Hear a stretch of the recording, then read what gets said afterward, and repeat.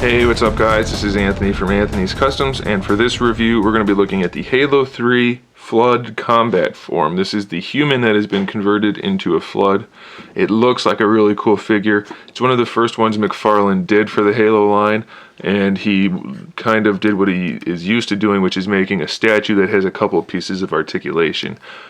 This figure would have been awesome if they gave it proper articulation. As it is, it's just okay. I mean, the paint and sculpt work is phenomenal, but it has almost no articulation, so if that's what you're looking for, this is an easy pass.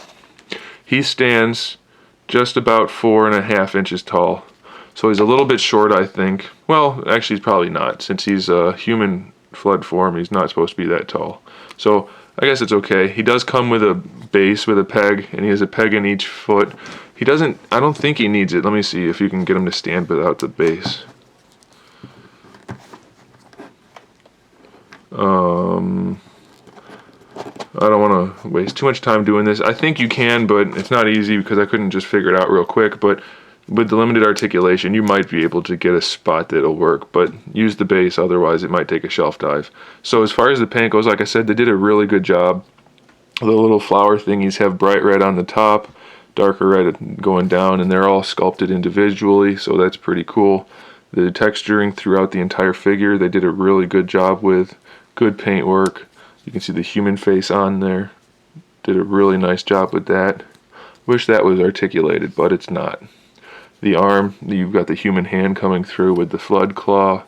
The regular human side, the clothes all look really good. So you can tell that McFarlane did this. I mean, he's used to making these statues that have slight bits of articulation, and they look really good. So that's what this is. As far as the articulation goes, nothing in the shoulder over here, just a swivel at the forearm and at the wrist. He comes with an SMG, which he can hold well enough, but be careful because these tend to break off when you try to get him to hold it. So be careful with that. As far as this side goes, he's got a swivel at the elbow and at the wrist. Does he have a swivel at the waist? Yeah, he does have a swivel at the waist. It's hidden behind this armor plate. You can see it much easier back here. It's just a swivel though. And then as far as the legs go, there's a swivel at the thigh on the right leg and at the top of the boot. And on the left leg, same thing at the thigh and at the top of the boot. So as you can see, the articulation's pretty much useless. You might be able to get him to stand on his own, but otherwise you'll have to use the base, and you're not going to get him to do much in the way of posing other than, you know, swinging his arm out a little bit here and there. So don't expect too much from this figure, but it's still, I mean, it looks great, so it's a nice placeholder for the Flood, and since we only got this one and the Stalker, there's not much else you can do about it. So there it is, guys. There's the Halo 3 Combat Form Flood from McFarlane. Thanks for watching. Stay tuned for more figure reviews, more custom figures, and other good stuff.